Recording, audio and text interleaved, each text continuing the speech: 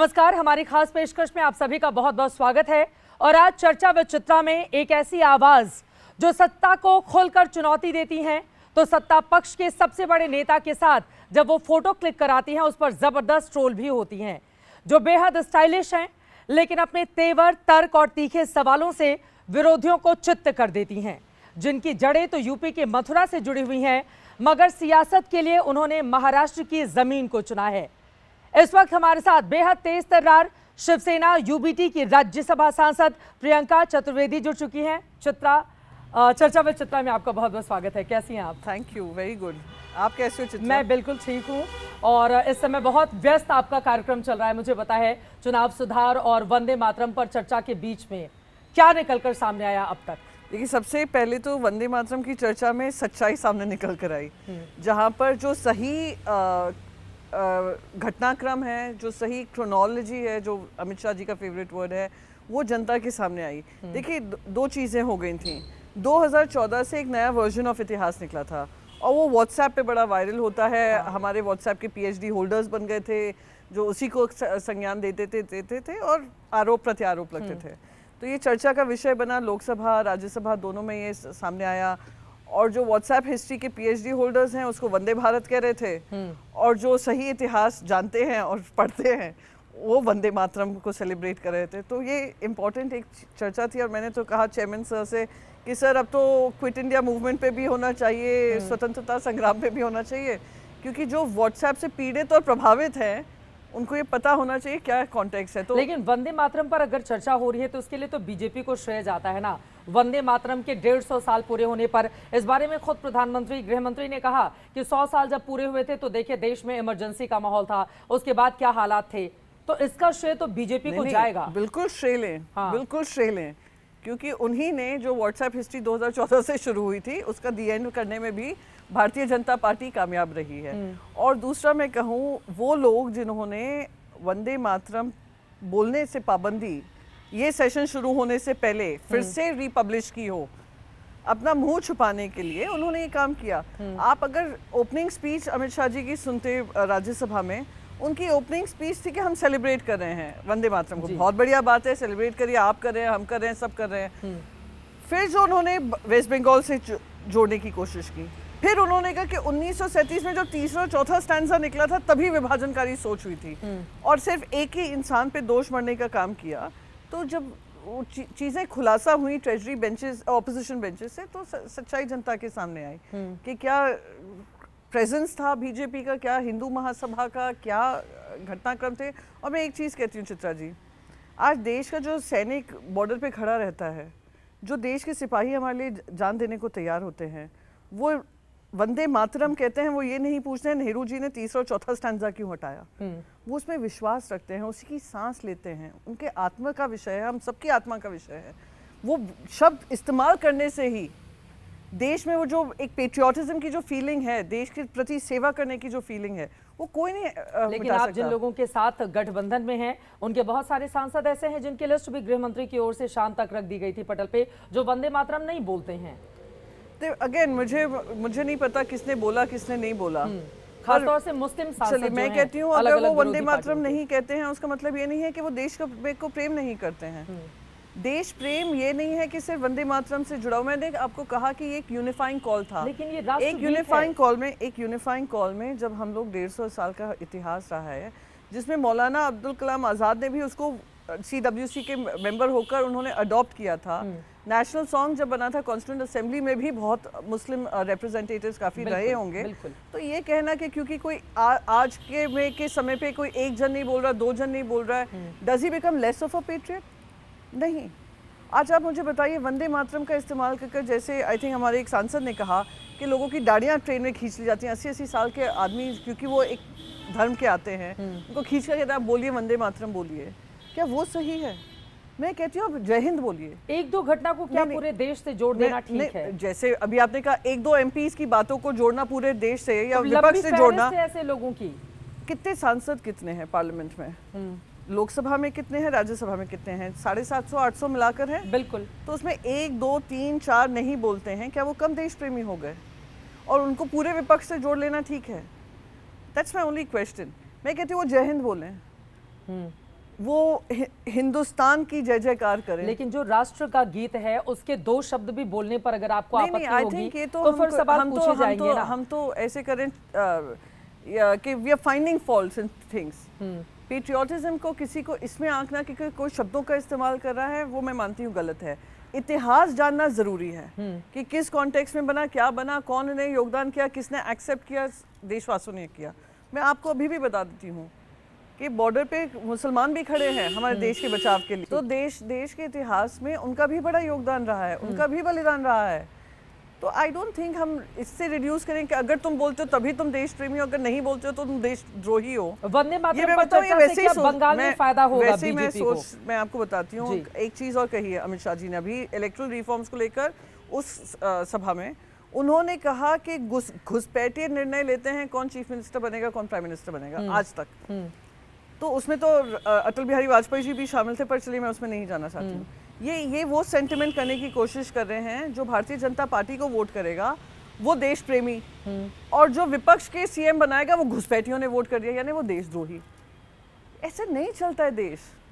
तो घुसपैठियों को लेकर कार्रवाई की जा रही है तो दिक्कत किस बात नहीं की है? करिए, बिल्कुल इसका वेलकम तो सबको मैं किया तो जाना वेलकम करती हूँ। और अगर घुसपैठियन का एजेंडा बना है, जो 11 साल से सरकार बनाए हुए हैं, घुसपैठियों को आने दे रहे हैं, और घुसपैठियों को उन्होंने जो इतना बढ़ चढ़ कर बोला जा रहा है घुसपैठियों को हटाएंगे, 11 साल पहले कर लेना चाहिए था। किसने आपके हाथ रोके, किसने आपके पैर रोके? तो 11 साल पहले नहीं हुआ, इस वजह से अभी कर रहे हैं। मेरे तो कोई विरोध नहीं है, पर आप सबको कह देना देखिए मुख्यमंत्री घुसपैठिए डिसाइड करते हैं, यानी आप ये सोच लाने की कोशिश करें जो वंदे मातरम बोलेंगे वो देश प्रेमी, जो नहीं बोलेंगे वो देशद्रोही। वैसे जो बीजेपी को वोट करेगा वो देश प्रेमी, जो बीजेपी को वोट नहीं करेगा वो देशद्रोही। लेकिन बीजेपी की बड़ी नेता ये आप भी कह रहे हैं कि बंगाल से जोड़कर मत देखिए। देश की जनता को जो विपक्ष को वोट देता है आप सभी को घुसपैठिए बता देंगे? अरे अगर अपनी सक्सेस स्टोरी होती ना आपकी 11 साल की, ठीक है आप जीते हैं, इलेक्शन जीतना अलग बात है, पर अगर आपका कोई एजेंडा ऐसा होता तो आप इन सारी चीजों पे बार बार तूल नहीं पकड़ते। इलेक्शन जीतना अलग बात कैसे हो गई? वो जो वादे करते हैं जनता भरोसा करके वोट करती है। मैंने कहीं नहीं कहा वो जनता भरोसा नहीं कर रही है उन पर, जनता भरोसा कर रही है, पर ज्यादा वोट मिलना, कम वोट मिलना, घुसपैठिया और देश प्रेमी बता दे आपको, तो उसमें मुझे दिक्कत होती है। मैं वही बोल रही हूँ। लेकिन घुसपैठियों को बाहर किया जाना चाहिए, इसका आप वेलकम करती हैं? वो तो आई थिंक काफी सालों से इस बात की चर्चा हो रही है। मुझे आप बताइए, अभी सीएए आया जी, है ना, बांग्लादेश में इतने माइनॉरिटीज, हिंदूज माइनॉरिटी में हैं, इसी के लिए आया ना कि दूसरे देशों में जो पीड़ित होंगे हम उनको अपने देश में लेंगे। हम आपसे कहते रह गए कि बांग्लादेश से आप इसके बारे में बात करिए। स्टेटमेंट सोर्सेज बेस्ड आते थे, कोई डायरेक्ट स्टेटमेंट नहीं आया हमारे देश से, हमारे देश की सरकार से, कि जो हिंदुओं पे हो रहा है उसको आप रोकिए। कितने उसमें से हिंदू हमारे देश में आए, कितने शरणार्थी आपने लिए, बॉर्डर पे उनको भगाया जा रहा था, ये सच्चाई है। तो आप अगर ये सारी चीजें आप हटाइए उनको, जो भी ये देश का एजेंडा काफी सालों से रहा है, आज का एजेंडा नहीं है। इसको राजनीतिक मुद्दा बनाने का जो काम हुआ है वो दुर्भाग्य। तो उसी सीए को लेकर जब ऐलान किया जाता है तो फिर विरोधी दलों के निशाने पर सरकार आ जाती है। लेकिन अब थोड़ा आगे बढ़ते हुए चुनाव सुधार पर भी बहुत लंबी चौड़ी चर्चा हुई है। चुनाव सुधार क्या मौजूदा वक्त की एक अनिवार्य शर्त है जो खासतौर से विरोधी दलों, देखिए सत्ता पक्ष तो जीत ही रहा है, लगातार उन्होंने बिहार जीता, इसके पहले भी कई चुनाव जीते। चुनाव सुधार में ये जो चर्चा हुई है, क्या उसका फर्क आगामी दिनों में देखने को मिलेगा? मैं उम्मीद करती हूँ एक ऑटोनॉमस बॉडी है इलेक्शन कमीशन ऑफ इंडिया, उनके ऊपर देश की एक बहुत बड़ी जिम्मेदारी है। एक फंडामेंटल राइट है हमारा वोट करने का, वो फंडामेंटल राइट अगर कहीं से भी धूमिल हो रहा है, उसमें इलेक्शन कमीशन पे सवाल उठ रहे हैं, सही गलत क्या है वो इलेक्शन कमीशन हमें बता सकता है, पर जवाबदेही तो तय हो। मैं आपको 3 चीज़ें कहती हूँ। इलेक्शन कैंपेन्स आप इतना कवर करती हैं, आपने देखा है एक साधारण इंसान के लिए चुनाव लड़ना कितना महंगा हो गया। बिल्कुल, कितना महंगा हो गया। मैं भी सोचूंगी 10 बार कि मैं लड़ पाऊंगी कि नहीं। बिल्कुल। और लोग, और अनफेयर एडवांटेज उनको होता है जिनके पास पैसे हैं, जिन पक्षों के पास पैसे हैं, जो लेन देन कर सकते हैं, अपने कैंडिडेट को पूरा समर्थन दे सकते हैं। वो एक डिसएडवांटेज है या नहीं है आपके हिसाब से? बिल्कुल, जिनके पास पैसे हैं उनके लिए है ही है, इलेक्शन है, फायदा है। तो ये क्या इस इंटेंट से इलेक्शन कमीशन बना था कि आप लेवल प्लेइंग फील्ड नहीं बनाएंगे? इलेक्शन में एक साधारण इंसान। लेकिन ऐसा तो शुरू से होता रहा है तो ना। वही अब बढ़ गया। कल ही शायद अजय माकन जी ने एक आंकड़ा रखा था सदन के सामने, कितना डिफरेंस है between what the main two national parties के बीच में, ऑपोजिशन और सत्ता पक्ष में कितना डिफरेंस है। एक के पास 150 करोड़, एक के पास 10,000 करोड़। चलिए वो छोड़िए, से ज्यादा राज्यों में सरकार भी तो है। बिल्कुल, मैं उसका एक्सप्लेनेशन चाहती नहीं हूँ, आप उसको डिफेंड मत करिए। नहीं, मैं डिफेंड नहीं कर रही हूँ, मैं कह रही हूँ कि उनके पास दोनों, 20 से ज्यादा राज्यों में फिर सरकार से भी है उनकी। दोनों पक्षों को छोड़ ठीक है, आप आम इंसान, हम आम इंसान, हम चलिए आपका चेहरा सब लोग जानते हैं, हमारा चेहरा काफी लोग जानते होंगे, पर आज अगर प्रियंका चतुर्वेदी इलेक्शन मैदान पे उतरे या आप इलेक्शन इंडिपेंडेंट खड़े हों, क्या जनता आपको वोट कर पाएगी without being having the back support of parties which are spending money? नहीं होता। अब दूसरी चीज़, वेलफेयर स्कीम्स के बारे में बात करते हैं, जिनको चलिए प्रधानमंत्री जी ने उसको रेवड़ी बताया, सब बताया, क्योंकि वो आम आदमी पार्टी इंप्लीमेंट कर रही थी। पर जब आपको मध्य प्रदेश में लगा कि अरे भैया इतना एंटी इनकम्बेंसी है, चलिए हम भी उसमें शामिल हो जाएं, फिर महाराष्ट्र में आपने देखा, फिर आप उसमें शामिल हो गए। दिल्ली में जब अरविंद केजरीवाल ने अनाउंस किया महिलाओं को 10,000 रुपए देंगे, वही इलेक्शन कमीशन एकदम पुरजोर तरीके से उन्हें पाबंदी लगा दी, स्टॉप कर दिया कि नहीं लग सकता। फिर बिहार आता है, बिहार में while model code of conduct is on, महिलाओं के उसमें जेबों में पैसे जा रहे हैं। मुझे इसमें दिक्कत नहीं है कि महिलाओं के पास पैसे आए, क्योंकि महिलाओं के लिए एक सशक्तिकरण का एक वो बन जाता है, एक सपोर्ट सिस्टम बन जाता है। वो महिलाएं जो फाइनेंशियल इंक्लूजन की उम्मीद करती थी, उनको अगर थोड़े भी पैसे मिलते हैं वो हमेशा 10 का 100 ही करती हैं। बिल्कुल बिल्कुल, प्रॉपर यूटिलाइजेशन होता है। तो क्या ये अनफेयर एडवांटेज नहीं है?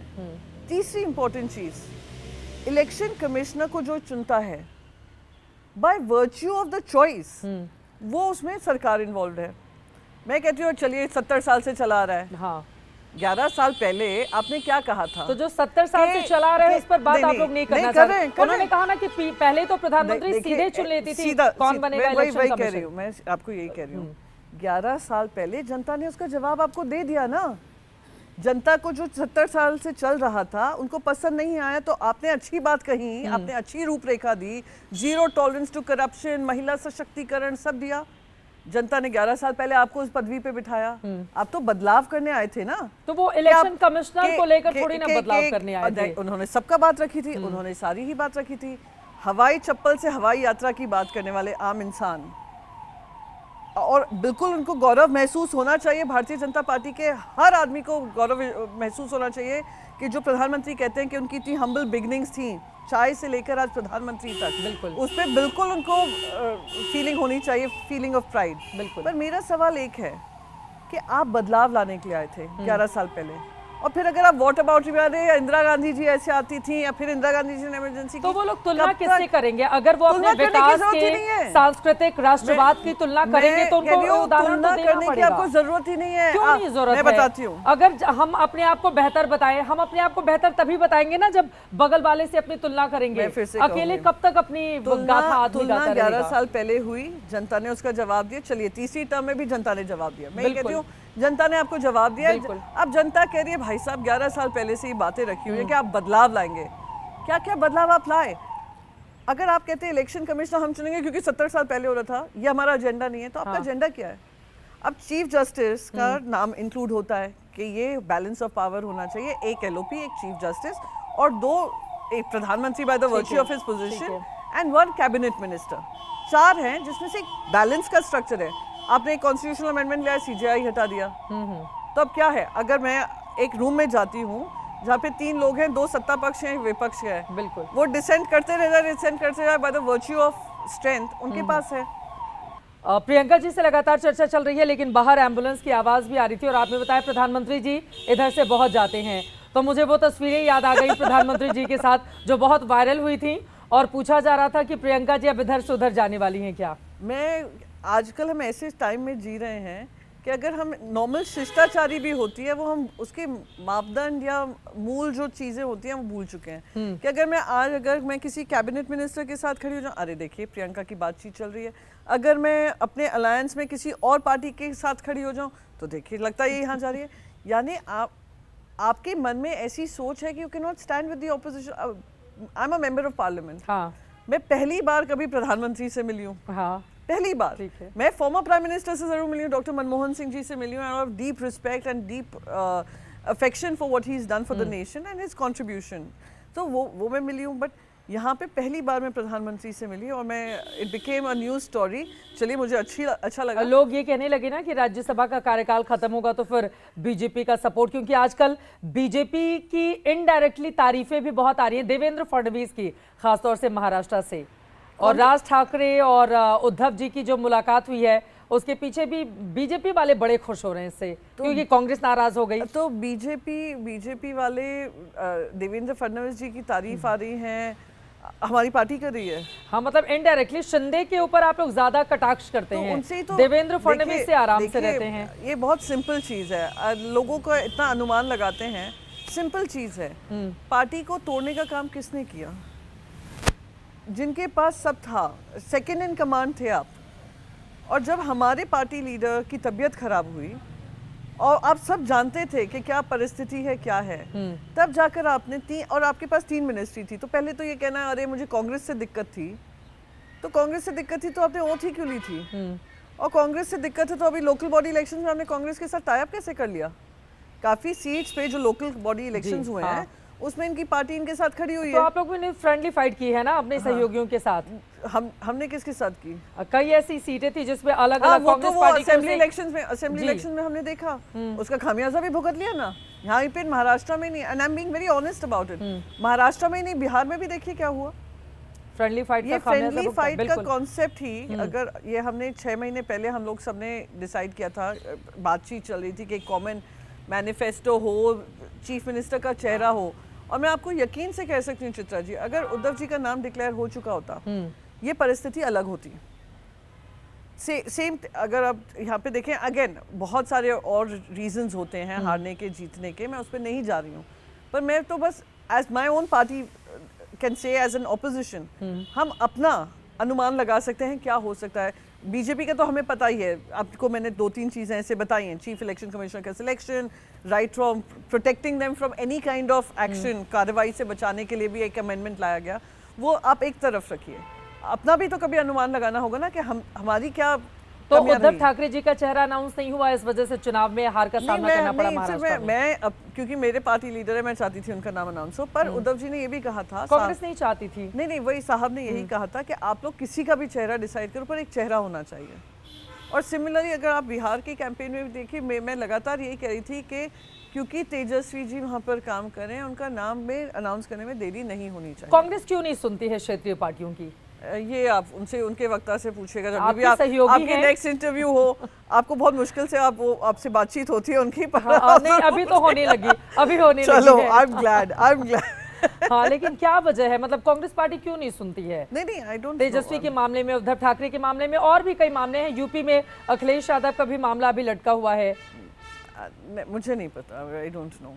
हम उम्मीद करेंगे कि क्योंकि इंडिया अलायंस एक अच्छे मुद्दे पे आई, प्रजातंत्र और संविधान को आगे रखते हुए, और हमने लोकसभा में देखा कि कैसे जनता ने हम पे विश्वास जताया, और हमारा जो ऑपोजिशन। ये जनता का कौन सा विश्वास है? आप लोग ऊपर के विपक्ष में ही रखती है जनता, आपके लिए विश्वास जताया जनता ने हमारे ऊपर। वो तीसरी बार सरकार बना लेते हैं, आप लोग विपक्ष में बैठ के बड़े खुश हो जाते हैं। देखिए, ऐसा है, खुशी की बात नहीं है, जिम्मेदारी मिलती है उसमें खुश होते हैं, जिम्मेदारी है। और सत्ता पक्ष विपक्ष में बहुत साल, कईयों साल तक भाजपा रही है, तो ऐसे कोई हमें ये दुख होने की बात नहीं है कि विपक्ष भी एक जिम्मेदारी है, कोई कमी नहीं है। विपक्ष की ही सबसे बड़ी भूमिका होती है कि जो कमियां इनमें हैं उसको सामने लाएं। ठीक है, जनता कह रही है वी आर बेटर ऑपोजिशन, लेकिन जनता के बीच आप उनकी कमियां, मतलब आपकी कमियां गिनाने से ज्यादा जनता जो उनकी खूबियां हैं उस पर बटन दबा रही है। बिहार में एक तरफा चुनाव, महाराष्ट्र में एक तरफा चुनाव, यूपी में 35 साल के बाद वो 2022 जीते थे, एक तरफा चुनाव, तो लगातार वो जीत रहे हैं। इससे क्या वजह मानती हैं? भारतीय जनता पार्टी अगर इतनी मजबूत बनी हुई है, क्या कारण है? मैंने तो आपको शुरू में कहा, पर आपने कहा वो बदलाव नहीं लाने आए, वो कुछ अपनी तारीफें तो करेंगे। बदलाव लाने ही आए थे 2011 में। अब देखिएगा आज तो बदलाव लेकर आए, 500 सालों के बाद राम मंदिर बनवाए लोकसभा में। 500 एक सेकेंड प्लीज, ये ना मैं आपसे बार बार सभी से रिक्वेस्ट करती हूँ, ये इतिहास 2014 से नहीं शुरू हुआ राम मंदिर का, या एल.के. अडवाणी जी की रथ यात्रा से नहीं शुरू हुआ। जो लाखों संतों ने सुप्रीम कोर्ट में, हाई कोर्ट्स में विश्वास जताते हुए जो सही बात लंबी है। लड़ाई लड़ी है ना, उनको सिर्फ बीजेपी में मत सीमित करिए। बिल्कुल सही बात है, मैं ये सहमत मेरे हूं आपसे आपकी बात पर्सनल से। रिक्वेस्ट है। मैं आपकी बात और से सहमत हूं। और मैं हमेशा से मानती हूँ कि ये हमारी देश की सबसे बड़ी जीत है। We are it's a fact कि we are a majority of Hindus. लेकिन नरेंद्र मोदी नहीं रहते तो राम मंदिर कहाँ बन पाता? ये इससे भी कैसे इनकार एक करेंगी सेकंड आप? Please allow me to complete please, क्योंकि मुझे बोलिए। देश की जनता के सामने ये कॉन्टेक्स्ट आना जरूरी है। आज देश की हम लोग जो बहुमत है कम्युनिटी रिलीजन में देखेंगे, हिंदू देश है, सेक्युलर कॉन्स्टिट्यूशन हमने अडॉप्ट किया है। ये हमारा बड़प्पन है। आई थिंक बड़प्पन लोग कहेंगे इसमें मुझे ट्रोल करने लग जाएंगे, पर मैं कहना चाहूंगी ये हमारा समावेशी सोच रहा है कि सबका सम्मान होना चाहिए। उसी के चलते जब संविधान बना और जुडिशरी को एक इम्पोर्टेंट पोजीशन दी, तो हमने कहा चलिए अब हम ये लड़ाई अपने सुप्रीम कोर्ट के माध्यम से लड़ेंगे, लीगल तौर तरीके से लड़ेंगे। लड़ाई लड़ी और उसमें बीजेपी शामिल नहीं थी, वो रथ यात्रा के बाद हुई है, तब जाकर उन्होंने इस कॉज को अप्रोप्रिएट किया। अब हाँ, आप ये कह सकते हैं कि भारतीय जनता पार्टी के टाइम पर जब वो सरकार में रहे, तब जाकर सुप्रीम कोर्ट ने एक फैसला लिया जिसका पूरा भारतीय जनता पार्टी ने अप्रोप्रिएट किया जी। अगर आप नैरेटिव्स में जाएंगे तो ठीक है ये अप्रोप्रिएशन, पर अगर आप हकीकत में जाएंगे तो ये लड़ाई उनसे ही तक ही सीमित नहीं थी, लंबी लड़ाई। So that is one. मंदिर बना, बिल्कुल एजेंडा सिर्फ मंदिर नहीं था ना चित्रा जी, एजेंडा क्या था? महिलाओं का सम्मान। एजेंडा महिलाएं उनको वन साइडेड वोट कर रही हैं चुनाव में। क्योंकि मैं फिर से कहूंगी दैट अनफॉर्चुनेट वेलफेयर मेजर्स अगर कोई और लाता है तो आप उसको रेवड़ियां कहते हैं, इलेक्शन कमीशन हावी हो जाता है, और वो लाते हैं तो मॉडल कोड ऑफ कंडक्ट को दुरुपयोग कर एक तरफ रखकर आप अपना एजेंडा चलाते रहते हैं। इलेक्शन कमीशन कुछ उस पर नहीं बोलता है। तो वो कमियां मैंने आपको गिनाई है। हाँ, महिलाएं वोट कर रही होंगी, महिलाओं का विश्वास है। मैं again I am not challenging that, but you can not से ये राम मंदिर उन्होंने बना दिया तो उनका सारी जिम्मेदारी खत्म, तो अब वो वॉट अबाउटरी करते रहेंगे। भगवान श्री राम का शासन भी जो था, जो अटल बिहारी वाजपेयी जी ने याद दिलाया था, राम राज्य। राम राज्य में क्या आपने 2014 में यही तो वादे किए थे, राम राज्य आएगा। चाहे पाकिस्तान को दिखाना हो, चाइना को दिखाना हो, पाकिस्तान को दिखाया तो किसानों को दुगनी होते थे, आप किसानों को दुगनी इनकम करनी हो, महिलाओं को सम्मान देना हो। अभी भी महिलाओं के सशक्तिकरण की बात करने वाले महिलाओं का 2029 का एक बिल लाने वाले जिसको सर्व सहमति से हमने पास किया। महिलाओं के लिए आरक्षण तो बीजेपी ही लेकर आई। एक सेकंड संसद में, एक सेकंड 2029 के लिए लाई है। उस बीच में कितने असेंबली चुनाव हुए हैं? आप मुझे कांग्रेस तो छोड़िए, कांग्रेस तो विश्वास ही नहीं रखती थी 2014 से, तो सिर्फ बीजेपी ने विश्वास रखा ना। आप मुझे बताइए, इतने स्टेट इलेक्शंस हुए हैं, महाराष्ट्र हुआ, बिहार हुआ, दिल्ली हुआ, और पता नहीं बीच में अगर मैं कोई भूल रही हूँ, उसमें कितना 33% था महिलाओं का रिप्रेजेंटेशन? नहीं था। तो नैरेटिव एक होता है, हकीकत कुछ और होती है। लेकिन अब लागू हो गया है ना, अब इसके बाद जो भी चुनाव होंगे उसमें 33% आरक्षण नहीं। चित्रा जी, क्या है, पहले सेंसस होगा 2027 में, फिर वो डीलिमिटेशन करेंगे। डीलिमिटेशन का विरोध ऑलरेडी साउथ इंडियन स्टेट्स कर रहे हैं, and for very good reasons कि पॉपुलेशन के अनुसार कॉन्स्टिट्यूंसीज नहीं तय हो सकती हैं, क्योंकि उन्होंने पॉपुलेशन कंट्रोल किया। यहाँ पे पॉपुलेशन कंट्रोल में कमी हुई है तो अनफेयर एडवांटेज मिलेगा just by the virtue of population. तो वो उसका विरोध करेंगे, सुप्रीम कोर्ट में जाएगी। इतने सालों से फ्रीज पड़ा हुआ है डीलिमिटेशन, हर सरकार आई, हर सरकार ने फ्रीज किया फॉर अनदर 25 ईयर्स। दोनों इस हमाम में हैं शामिल, तो उन्होंने फ्रीज किया, अब डीलिमिटेशन का झगड़ा होगा, तब तक 2029 आ जाएगा।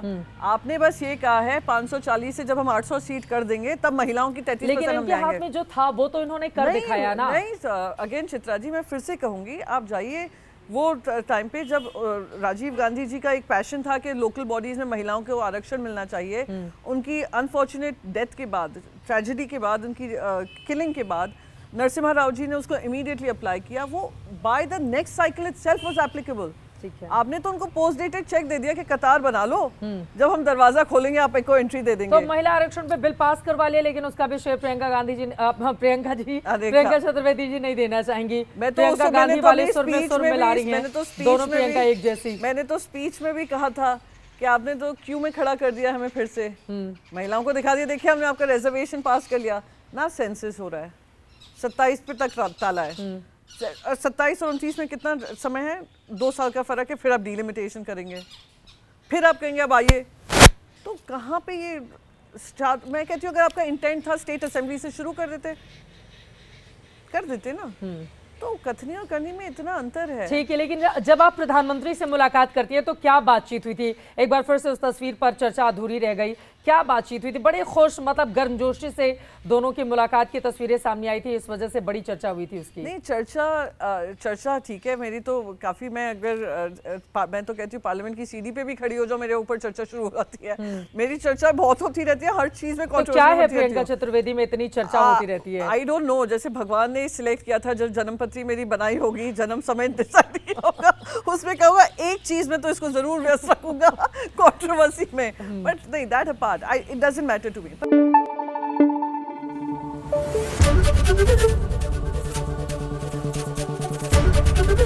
एबीपी न्यूज आपको रखे आगे।